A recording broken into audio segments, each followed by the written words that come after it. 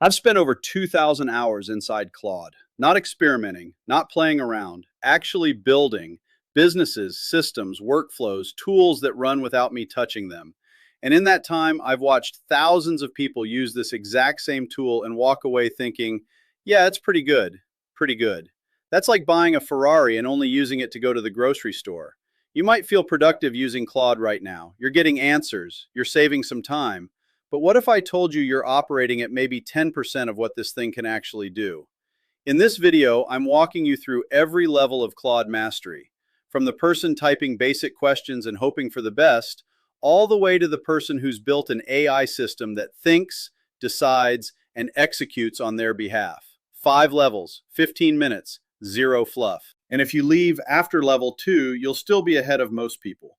But if you stay until level 4 and 5, that's where everything changes. That's where AI stops being a tool and starts being your team. Let's go. Level 1, the prompter. This is where everyone starts. No shame in it. I started here too. The prompter opens Claude, types something vague like, help me with my marketing, gets a generic answer, feels mildly disappointed, and closes the tab. That's the whole loop. Open, type, meh, close. The problem isn't Claude, the problem is the input. Garbage in, garbage out. Vague in, vague out.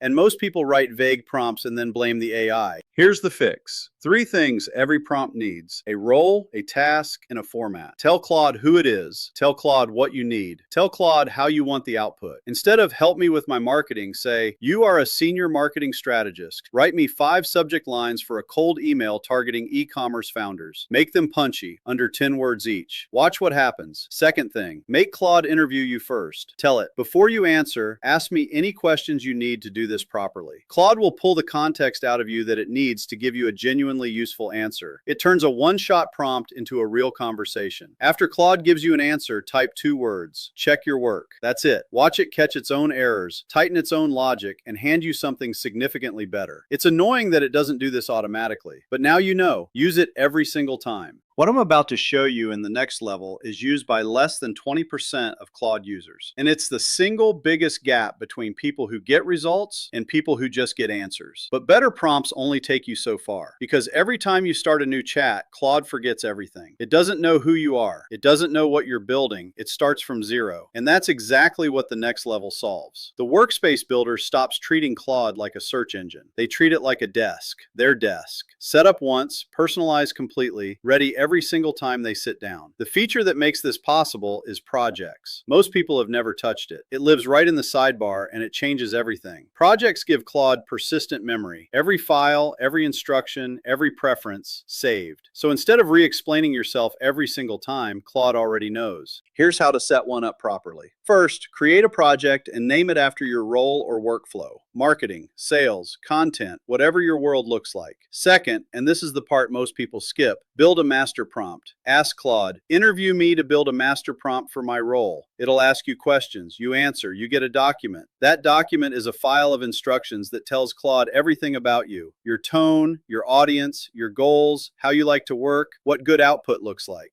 Third, upload that master prompt as a project file. Then add anything else Claude needs. Sample content, brand docs, process guides, past examples. Now every conversation in that project starts with full context. You don't re-explain yourself, you just direct. Let me show you what this looks like in practice. I have a project for my content creation workflow. Inside it, my voice document, my audience profile, examples of my best performing scripts. When I sit down to outline a new video, I don't start from scratch. I direct. Claude already knows the recipe. I just choose what we're cooking. Create a separate system prompt for each specific workflow inside your project. The master prompt is your ingredients, who you are, your context, your style. The system prompt is the recipe, the exact process for this specific task. Interview Claude to build both. Then paste the system prompt into your custom instructions for that project. Same quality, same format, every single time. Automatic. Most people re-explain their entire context every single chat. The top builders write it once and never touch it again. But your projects only have the information you put into them.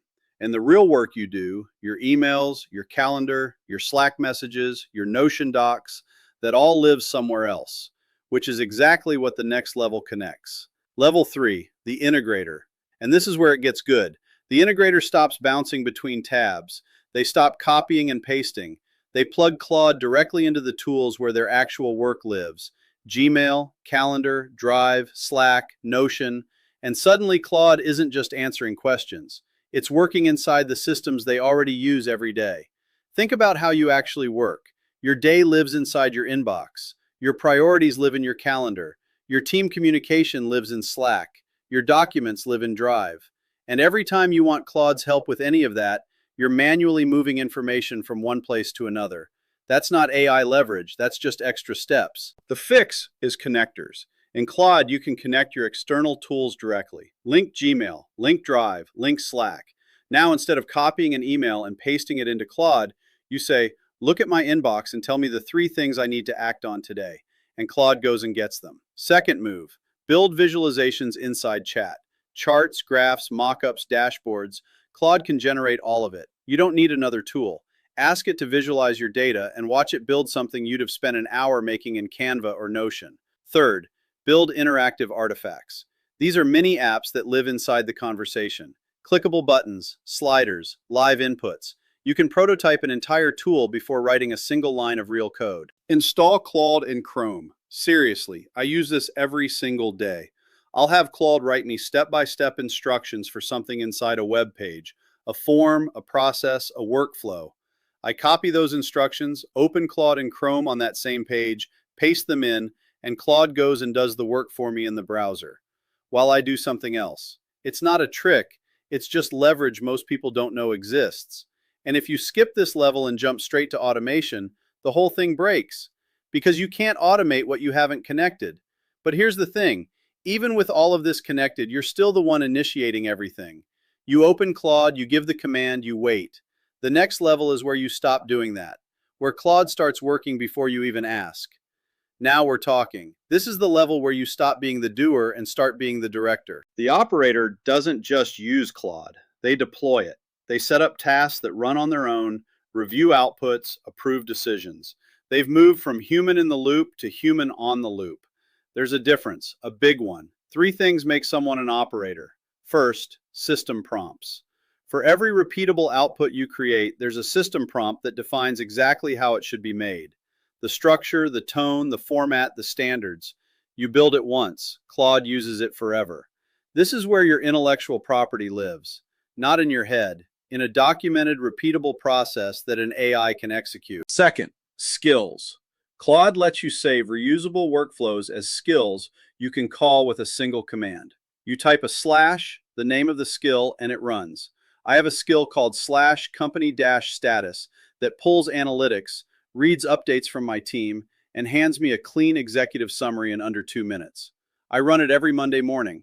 I set it up once. I've never thought about it since. Third, scheduling. Tools like Cowork can take your skills and run them on a timer. Every night at 8 p.m., I get a message that looks at my calendar and my inbox and tells me exactly what tomorrow holds.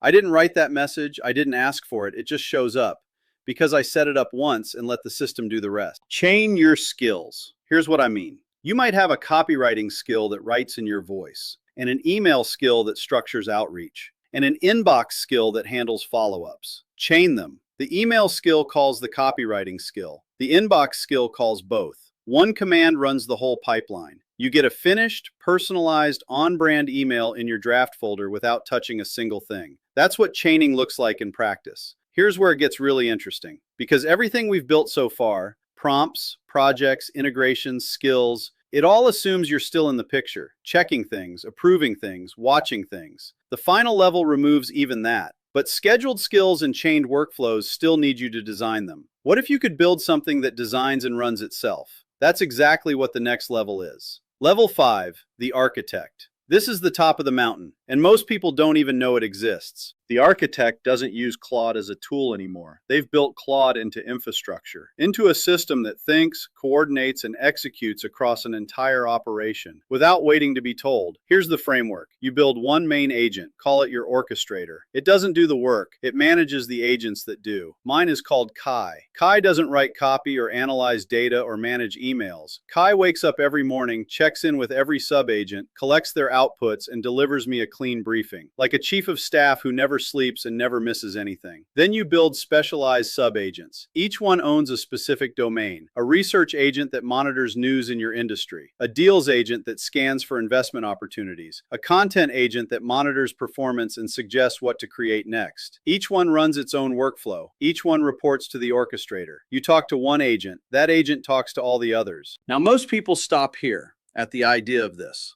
because it sounds complex. It's not. You build it piece by piece.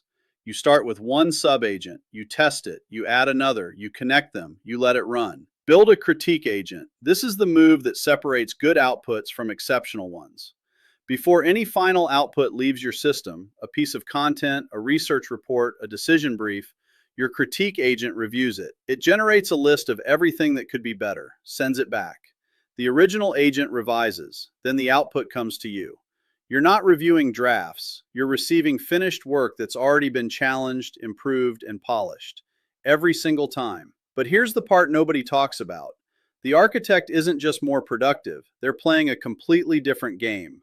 While everyone else is prompting, they're running departments. You came into this video as someone who uses Claude. You're leaving as someone who understands what Claude can actually be. Level 1, you learn to prompt with precision. Level 2, you built a personalized workspace with memory. Level 3, you connected Claude to the tools where your real work lives. Level 4, you deployed skills and automation that run without you. Level 5, you saw what it looks like to build an AI-powered system that operates like a team. That's the arc. From user to architect, from 10% to the full thing. Now here's your challenge. Don't try to implement all 5 levels at once. Pick one, just one, the one that's one step ahead of where you are right now. Commit to it for 30 days, build the habit, then move to the next. That single decision will put you ahead of 95% of people using AI right now. Not because they're not smart, but because they never stop to learn the whole game. If this helped, subscribe. I break down AI tools and systems every single week, and it only gets more useful from here.